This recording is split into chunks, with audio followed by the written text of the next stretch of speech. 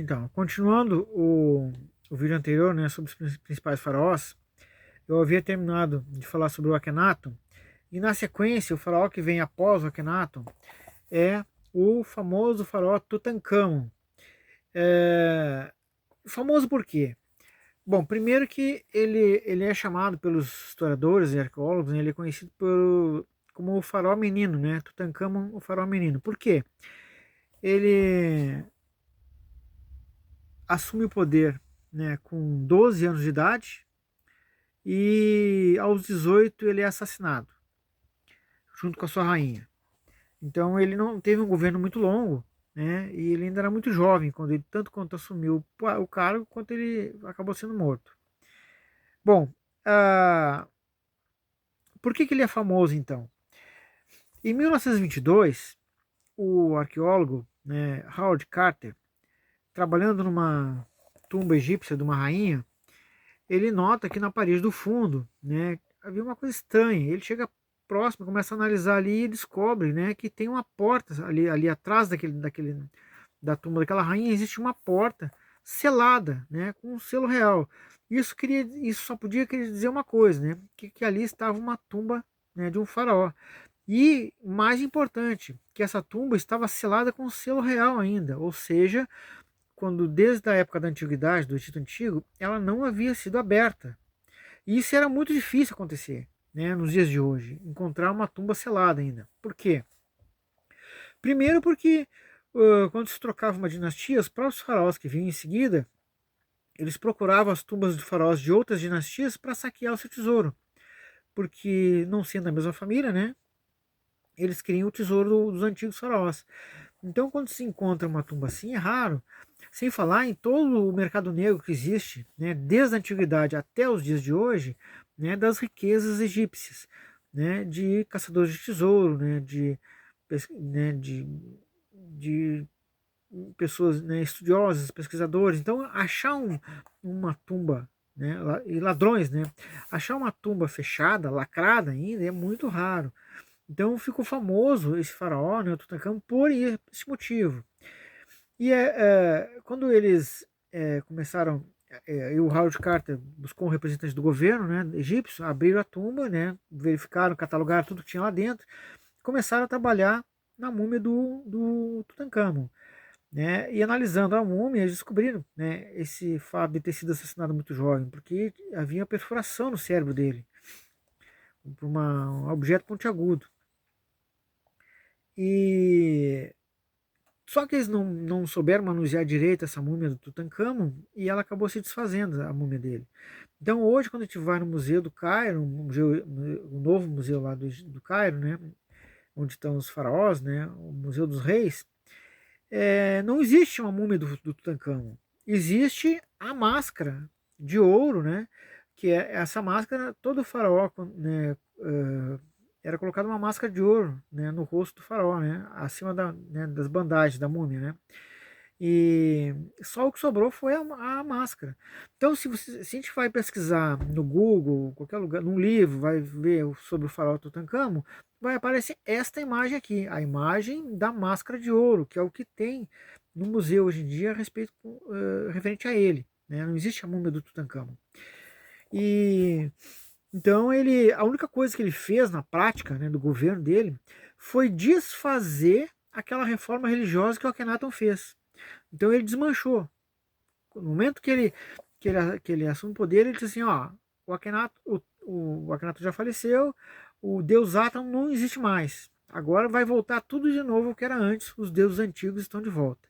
Por isso que o nome dele é chamado de Tutankhamon, que é, ao contrário do Akhenaton, que era protetor de Aton, Tutankhamon, então, é o protetor de Amon, né? Tutankhamon, né? Dependendo da pronúncia que se fala, Tutankhamon. Então, é o protetor de Amon.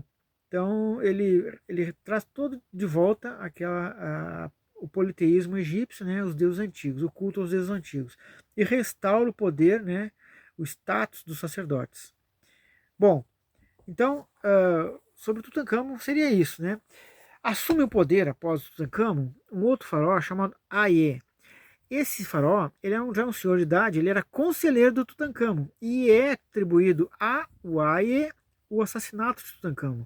Então, após Tutancâmon, assume o poder o cara que matou ele, né, que matou Tutancâmon. E ele, como ele já era um senhor idoso, não tinha filhos, não tinha herdeiros, ele vai nomear como herdeiro um general egípcio chamado Horemheb. Então veja bem, esses dois faraós eles não tiveram importância assim, muito relevante na história, na história egípcia, né?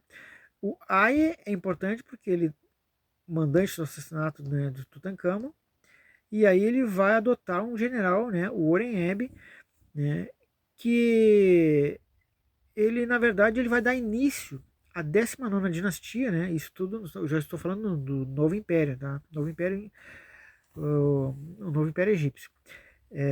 Então ele vai dar início à 19ª dinastia. E essa 19ª é a mais importante dinastia egípcia. Por que ela é mais importante? Porque dentro dela está o mais importante faraó que governou o Egito. Então, depois vem o faraó Seti primeiro. Seti, S-E-T-I. Nota que é o mesmo nome do deus do mal, né? O Set.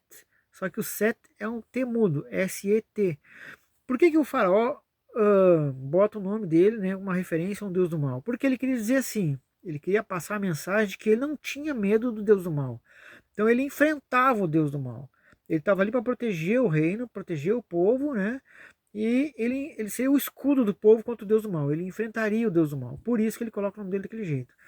Ele foi um período pacífico no Egito, um período de prosperidade econômica. Ele teve um governo também austero, sóbrio, sem muitos gastos, né? Manteve a economia em dia.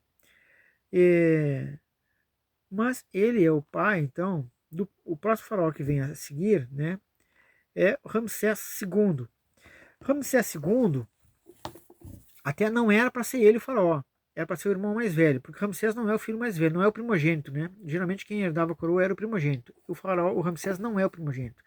Mas o irmão dele se tornou, se mostrou, né, uma pessoa inapta para governar. E o Ramsés não. O Ramsés, ele demonstrou muita habilidade desde novo, né, no trato, né, de coisas do governo.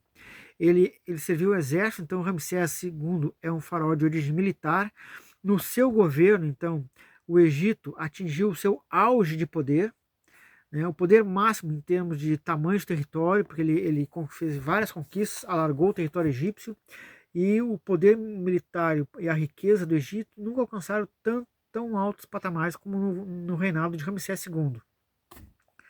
Ele vai governar ao lado da sua rainha Nefertari, né? É a pessoa que ele amava, né? Inclusive aqui no livro tem assim, para quem o sol nasce. Ele mandou colocar na tumba da Nefertari várias poesias enaltecendo a beleza, a pessoa que era a mulher, a Nefertari.